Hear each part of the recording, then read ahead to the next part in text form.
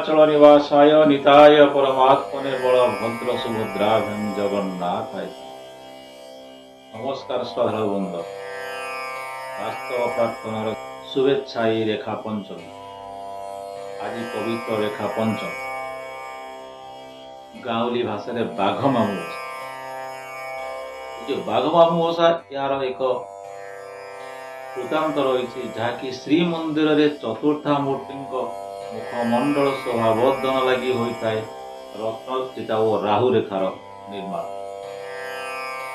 ଠାକୁରମାନେ ସ୍ନାନ ପୂର୍ଣ୍ଣିମା ଦିନ ସ୍ନାନ ନେବା ପୂର୍ବରୁ ଏ ଯୋଉ ବେଦୀକୁ ଯାଆନ୍ତି, ଏଇ ବେଦୀ ପୂର୍ବରୁ ଉଲାଗି କରି ଏହାକୁ ରଖାଯାଏ। ଉଲାଗିର ଅର୍ଥ ହେଉଛି କାଢ଼ିକି ରଖି ଦିଆଯାଏ, କାରଣ ଯେହେତୁ ଏଇଟା ରତ୍ନଚିତା। ମହାପ୍ରଭୁ ସ୍ନାନ ଯାତ୍ରା, ଅଣସର ନୀତି ଓ ଘୋଷ ଯାତ୍ରା ସାରି ରତ୍ନ ସିଂହାସନରେ ବିଜେ ହେଲା ପରେ ଚିତା ଲାଗି ଅମାବାସ୍ୟା ଦିନ ଲାଗି ହୋଇଥାଏ ଏହି ରତ୍ନଚିତା, ମହାପ୍ରଭୁଙ୍କର ରତ୍ନଚିତା। କିନ୍ତୁ ମହାପ୍ରଭୁଙ୍କର ଶ୍ରୀମୁଖ ମଣ୍ଡନ କରିଥାଏ ରାହୁ ରେଖା। ଏଇ ଯୋଉ ଆଜିକା ଦିନ, ପବିତ୍ର ଦିନ, ଭାଦ୍ରବ ମାସ କୃଷ୍ଣ ପଞ୍ଚମୀ ଦିନ, ଏହି ଦିବସଟି ତେଣୁ ରେଖା ପଞ୍ଚମୀ ଭାବେ ପରିଚିତ। ବିଗ୍ରହ ମାନଙ୍କର ଶ୍ରୀମୁଖରେ ଲାଗି ହୋଇଥିବା ସ୍ୱର୍ଣ୍ଣ ନିର୍ମିତ ଏହି ବଳୟପଟିକୁ ରାହୁ ରେଖା ବୋଲି ମଧ୍ୟ କୁହାଯାଏ। ମହାପ୍ରଭୁଙ୍କର ରାହୁ ରେଖା ଲାଗି ଦୃଷ୍ଟିରୁ ଏହା ରେଖା ପଞ୍ଚମୀ ନାମରେ ସର୍ବତ୍ର ସମସ୍ତଙ୍କ ମଧ୍ୟରେ ମଧ୍ୟ ଏଇଟା ଜଣାଯାଏ, ଏଇଟା ହେଉଛି ରେଖା ପଞ୍ଚମୀ। କିନ୍ତୁ ଏହି ରକ୍ଷା ପଞ୍ଚମୀ ବା ରେଖା ପଞ୍ଚମୀ ନାମରେ ଆମ ଓଷା ଓ ବ୍ରତ ମାନଙ୍କରେ ବର୍ଦ୍ଧିତ ପଛରେ ରହିଛି ଓଡ଼ିଶାର କେତେ ଗୁଡ଼ିଏ ସ୍ଥାନରେ ପାଳିତ ହେଉଥିବା ଏକ ବିଶେଷ ଦ୍ୱାର ପୂଜା ନୀତି। ଏହି ପୂଜାକୁ ରକ୍ଷା ପଞ୍ଚମୀ ବୋଲି କୁହାଯାଏ, କାହିଁକିନା ରକ୍ଷା ପଞ୍ଚମୀର ପୂଜାରେ ଗୃହକର୍ତ୍ତା ମାନେ ସର୍ପ, ହିଂସ୍ର ପଶୁ ଜାତି, ଭୂତ ପିଶାଚ ମାନଙ୍କ ଠାରୁ ନିଜକୁ ବା ନିଜ ପରିବାରକୁ ସୁରକ୍ଷିତ ରଖିବା ପାଇଁ ନିଜର ଦ୍ୱାରପାଳ ବା କବାଟ ପୂଜା କରନ୍ତି। କବାଟ ପୂଜା ଦିହରେ ସେମାନେ ଲେଖନ୍ତି ଯେ ବଟୁ ଭୈରବ, ଏହାକୁ ମଧ୍ୟ ବଟୁ ଭୈରବ ପୂଜା ବୋଲି କୁହାଯାଏ, ବଟୁ ଭୈରବ ଉପାସନା। ଶ୍ରୀ ବଟୁକଙ୍କର ମୂର୍ତ୍ତି ଶିବ ମନ୍ଦିର ମାନଙ୍କର ଦ୍ୱାର ଦେଶରେ ସ୍ଥାପିତ ହୋଇଥିବା ପ୍ରତି ସନାତନ ଧର୍ମର ହିନ୍ଦୁ ଧର୍ମ ମନ୍ଦିର ମାନଙ୍କରେ ମଧ୍ୟ ଦେଖାଯାଇଛି। ଏହି ପୂଜାର ଉପାସ୍ୟ ଦେବୀ ହେଉଛନ୍ତି ଶ୍ରୀ ବଟୁକେଶ୍ୱର ଭୈରବ। ଯେଉଁ ଶିବନଗରୀ, ଉଜ୍ଜୟିନୀ ଓ ବାରାଣାସୀର ଭୈରବ ମନ୍ଦିର ସାରା ଭାରତରେ, ସାରା ବିଶ୍ୱରେ ମଧ୍ୟ ବିଖ୍ୟାତ ହୋଇଛି। ଭୈରବ ଶବ୍ଦର ଅର୍ଥ ହେଉଛି ଯେ ଭରଣ କରିଥିବା ବା ଯିଏ ବିଶ୍ୱ ବ୍ରହ୍ମାଣ୍ଡର ରକ୍ଷକ, ତାଙ୍କୁ ହିଁ ଭୈରବ କୁହାଯାଏ। ଶିବ ପୁରାଣ ବର୍ଣ୍ଣିତ 64 ଭୈରବଙ୍କ ମଧ୍ୟରୁ ବଟୁକ ଭୈରବ ହେଉଛନ୍ତି ଜଣେ ଶ୍ରେଷ୍ଠ ଭୈରବ।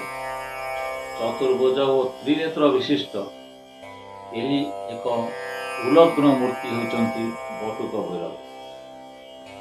ତାଙ୍କ କଟିରେ କଟିସୂତ୍ର ଭାବରେ ସାପ ରହିଥାଏ। ତାଙ୍କ ହସ୍ତରେ ସେ ଧାରଣ କରିଥାନ୍ତି ଶୂଳ, ସର୍ପ, ଡମ୍ବରୁ ଓ ମାଂସପଣ୍ଡ।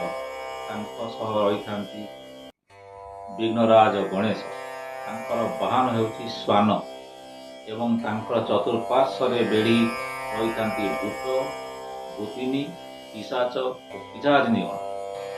ବିଶ୍ୱାସ କରାଯାଏ ଯେ ବଟୁକ ଭୈରବଙ୍କର ପୂଜନ ଦ୍ୱାରା ଗୃହ ଭୟମୁକ୍ତ ହୋଇଥାଏ। ସେଥିପାଇଁ ବାସଗୃହ ପ୍ରବେଶ ଦ୍ୱାରରେ ଗଣେଶଙ୍କ ଏବଂ ପଛ ଦ୍ୱାରରେ ବଟୁକ ଭୈରବଙ୍କର ମୂର୍ତ୍ତି ଅଙ୍କନ କରାଯାଏ।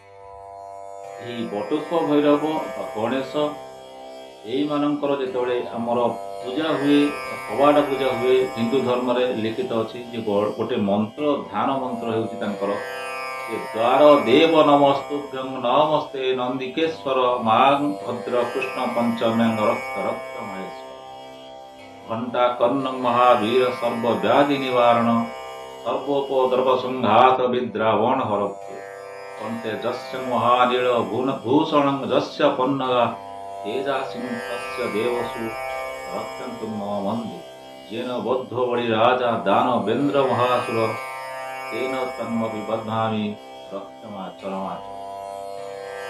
ସମସ୍ତ ବିଧି ସମାପନ ପରେ ବିଧି ମୁତାବକ ଏହି ମନ୍ତ୍ରକୁ ଏକ ତାଳପତ୍ରରେ ଲେଖି ଦୁବ ଓ ଅରୁଆ ଚାଉଳ ସହ ବାନ୍ଧି ଦ୍ୱାରବନ୍ଧରେ ଝୁଲାଇ ଦିଆଯାଏ।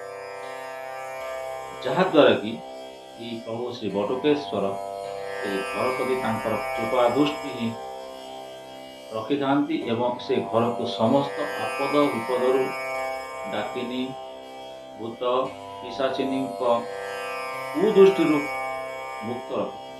ଯଥାରୀତି ବଟୁକ ଭୈରବଙ୍କର ପୁରୋହିତ ଆବାହନ କରି ତାଙ୍କର ପୂଜା ସମ୍ପନ୍ନ କରିଥାନ୍ତି।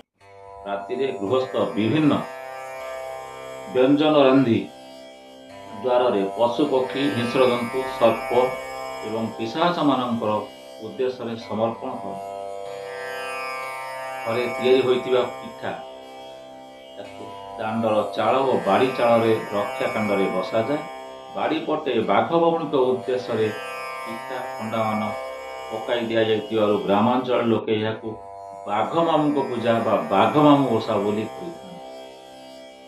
ଏହି ହେଉଛି ଏ ସମ୍ପୂର୍ଣ୍ଣ ଇତିହାସ ହେଉଛି ଗାଁ ଗହଳିରେ ପ୍ରଚଳିତ ଥିବା ବାଘ ମାମୁଁ ଓଷା ବା ରକ୍ଷା ପଞ୍ଚମୀର ହିଁ ରହସ୍ୟ। ଓಂ ନମୋ ଭୈରବାୟ। ଜୟ ଜଗନ୍ନାଥ।